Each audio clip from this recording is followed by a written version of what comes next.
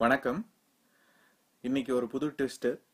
புது ப்ரோமோல வந்து ஆரவ் ஓவியாவை நாமினேட் பண்றாரு. இவரு வந்து ஜூலிய பச்சோந்தின்னு சொன்னாரு. இப்போ ஓவியா மாதிரி ஒரு நல்ல பொண்ணுக்கு இவரே பேக் ஸ்டாப் பண்றாரு. இது எந்த விதத்துல நியாயம்? இது எப்படி அவர் நியாயப்படுத்த போறாருன்னு தெரியல. ஆனா என்னென்ன ரீசனுக்காக ஓவியாவை பண்ணிருக்கலாம் அப்படின்னு எனக்கு தோணுது அப்படின்றத உங்ககிட்ட சொல்லணும்னு நினைக்கிறேன். மொதல் விஷயம் வந்து ஜூலிய அந்த ரெட் கார்பெட்ல புடிச்சு இழுத்தது வந்து ஆரோவுக்கு சுத்தமா பிடிக்கல. அது வந்து என்ன பண்ணாலும் தப்பு தப்புன்னு சொல்லிட்டு ஜூலி மேல தப்பு இருக்கிற மாதிரி அந்த எபிசோட்ல காட்டினாங்க. நீ அவகிட்ட சண்டை போடாதன்ற மாதிரி ஜூலி கிட்ட சொல்றாரு. ஆனா அதை வந்து ஓவியா கிட்ட நீ விட்டுரு, அவ மேலதான் தப்பு தப்புன்னு சொன்னாரு. ஸோ அது ஒரு ரீசனா இருக்கலாம். ரெண்டாவது வந்து ரைசாவோட ஃபியான்சே இல்ல அந்த என்கேஜ்மெண்ட் ஆன அந்த பாய் ஃப்ரெண்டோட பேரை சொன்னது.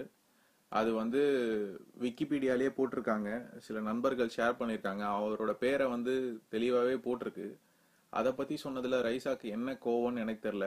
நீங்க பாத்தீங்கன்னா இந்த போட்டோல கூட அவர் ரைசா கூட தான் உட்காந்துருப்பாரு. ஓவியாவும் பிந்து மாதவியும் சேர்ந்து உட்காந்துருக்காங்க. ஸோ இதுல இருந்தே தெரியுது ஆரவ் இந்த வாரம் ஃபுல்லா ரைசாவோட இருக்க போறாரு அப்படின்னு. ஓவியாவை வந்து டார்கெட் பண்ண போறாங்க இந்த வாரமும். ரொம்ப ஈனத்தனமா இருக்கு இந்த மாதிரி செயல்லாம்.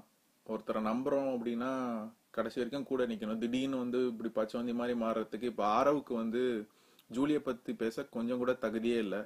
இவங்க எல்லாரும் அந்த காயத்ரி, சக்தி, ஸ்னேகனோட கேங்கா சேர்ந்து வெளியில இருக்கிறவங்கள டார்கெட் பண்றாங்க. இந்த வாரம் ஓவியா, திருப்பி ஜூலி வரும், இல்ல அடுத்த வாரம் பிந்து மாதவியை டார்கெட் பண்ணுவாங்கன்னு தான் எனக்கு தோணுது.